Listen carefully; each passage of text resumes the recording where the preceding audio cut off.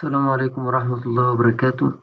النهاردة هناخد نوع جديد من الداتا تايب اسمه التابل. التابل ده عادي جدا، مجموعة عادية. بخزن برضو فيها values زي أي حاجة. بس في فرق بينها بقى وبين الليست، مثلا بين الديكشنري، كل واحدة وليها خواص معينة. فالتابل هنا اوف immutable، يعني غير قابلة للتغيير، ما اقدرش اعدل فيها.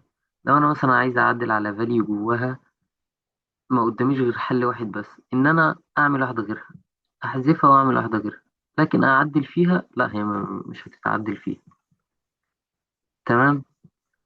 بعد كده هو بيقول لك ار سيكونسز، هي مجموعة تسلسلات برضو زي الليست بالظبط. يعني بتكتب جواها برضو اللي انت مثلا كتبت اي حاجة فاليو، تعمل كوما تكتب الفاليو بعدها كذلك، وهنشوف دلوقتي.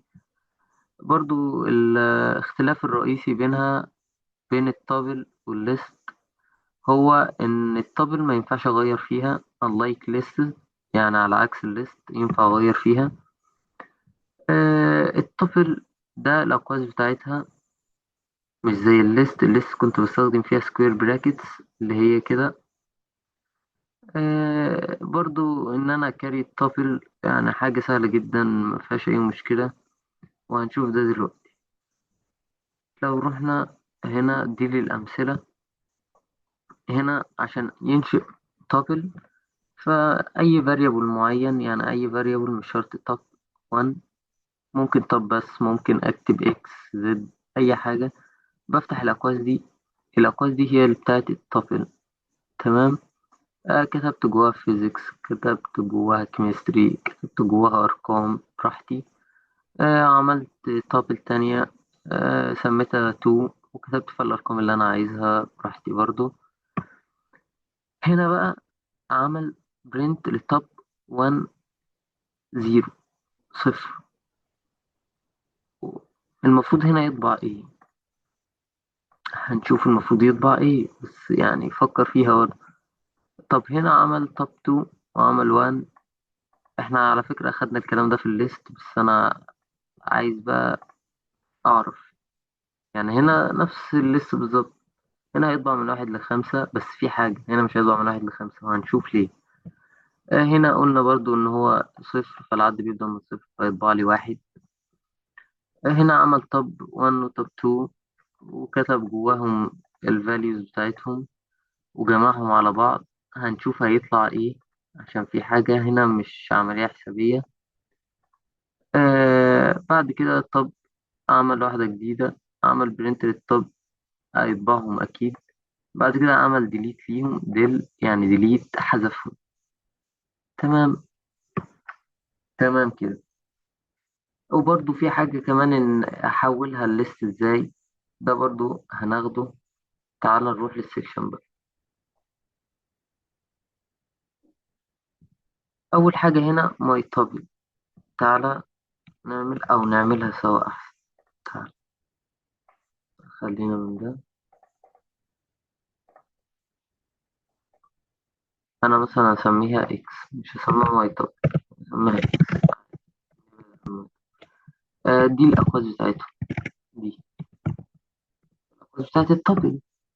عايز مثلا أضيف 1 2 3 4 بس.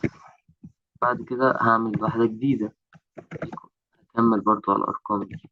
ماشي. 5 6 7 8. عايز أعمل برنت للتوبل دي، إكس برنت لإكس وزد، إكس وزد. كده أنا طبعت التوبل بتوعي، التو تابلز بتوعي طبعتهم. تمام كده، أنشأت أنا تابل. بعد كده عايز يأكسس على إيليمنت في التابل ده. قلنا أهو. تعالى بقى نجرب دي. هنا عايز يطبع زيرو، صفر. فيا ترى هيطلع له إيه؟ فالمفروض دي مش مايتابل بقى، احنا مسمينها إكس أهي. المفروض يطبع له إيه؟ المفروض يطبع له هنا 1. طب هنا المفروض احنا كاتبين -1. طب سالب واحد دي معناها ايه؟ يعني بيمشي من هنا، المفروض يطبع لي أربعة، من سالب واحد سالب اتنين سالب تلاتة سالب أربعة، يبقى المفروض يطبع أربعة، يبقى المفروض كده واحد أربعة. نيجي نشوف أهو واحد أربعة. عشان يأكسس على element فبيكتب اسم الفاريبل أو التابل بتاعه، وبعدين بيفتح السكوير براكتس دول ويكتب جواهم الاندكس، المكان اللي هو عايز يدور الرقم بتاعه. تمام. تمام. بعد كده count occurrency أو occurrences and find index. هنا برضو التلاتة بيشوفها متكررة كام مرة. احنا ممكن، ده برضو احنا شفناه في الليست على فكرة، عشان كده لو بصيت هنا هتلاقيهم مش عاملين، البشمهندسين مش عاملين assignment للليست للتوبيك، هتلاقيهم عاملينها باين للست كله، يعني هما دامجين الاتنين في بعض فمش مستاهلة يعني. قلنا دي الكاونت. الكاونت اهي، الكاونت دي خدناها في الليست، قلنا بتشوفها في كام متكرر، كام تلاتة هنا، هيقول لي واحدة. طب لو قررنا احنا تلاتة هنا المفروض يديني اتنين. نجرب اهو، نجرب دي اتنين. ده الكاونت، المفروض تكون عارف الكلام ده، وبرضو المفروض تكون عارف الكلام ده لو عايز تعرف الاندكس. برضو نجرب اهو. ده احنا عندنا مش مسمينها ماي تابل، عم مسمينها اكس اهو. اتنين عندي هي رقم واحد، عشان احنا قلنا بيبدأ من الصفر واحد. تمام. تمام. اللي بعد كده convert، دي الجديدة بقى. convert a tuple to a list. لو أنا عايز أحول من tuple لليست، إزاي؟ بتكتب ليست قبلها، يعني مثلا variable جديد مثلا، اللي أنا سي مثلا، أنا مش هقول لك حاجة. أنا عايز أحول لليست فكتبت ليست، وتكتب اسم الطابل بتاعك لما كنت مسميها إكس أهي. بس ده اللي بتعمله، بعدين بتعمل برنت للسي. بص اتحولت لليست إزاي، دي علامة الليست ودي التابل، حولت لليست. أظن كده تمام. قلنا كان في حاجة تانية هنا لسه فاكرها حالا، نجربها أهي. شو قلنا دي؟ قلنا دي، وقلنا كمان إن ده أخدناه إن هو يطبع، بس قلت لك في ملحوظة هنا هقولها لك دلوقتي. تعالى هنا. قلنا دي مش هيعمل عملية حسابية، ما ينفعش يجمع أرقام، حتى لو في أرقام هنا وأرقام هنا ما ينفعش يجمع عملية حسابية. فأنا لو عملت الستوب تلاتة، سيبك منهم، أنا أعملها جديد عشان عملت لها برنت أهي. طب